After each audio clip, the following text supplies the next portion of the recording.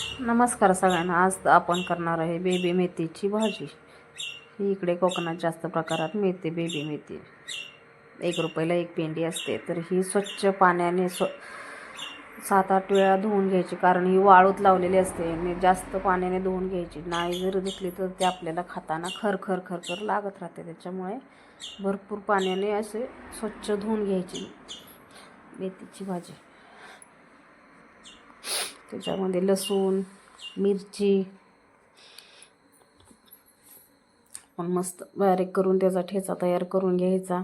एका कढईमध्ये तेल तापत ठेवायचं, त्याच्यात जिरे आणि तो आपण लसूण आणि मिरचीचा ठेचा तयार करून घेतलेला आहे ना, तो त्याच्यात मिक्स करायचा. थोडासा कांदा टाकायचा,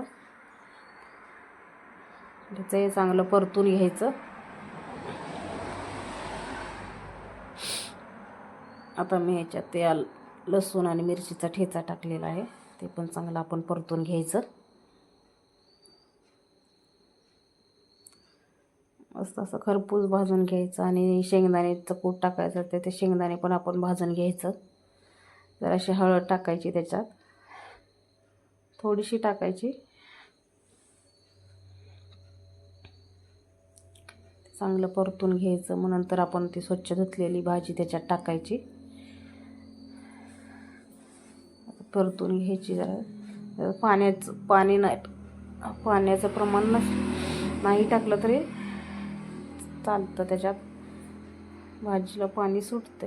आता शेंगदाण्याचं आबडधोबड कूट आपण करून घेतलेलं, थोडंसं मीठ टाकायचं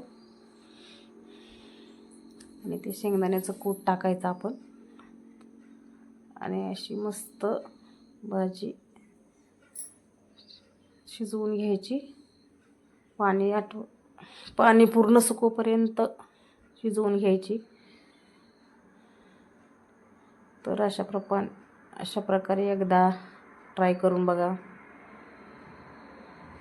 धन्यवाद.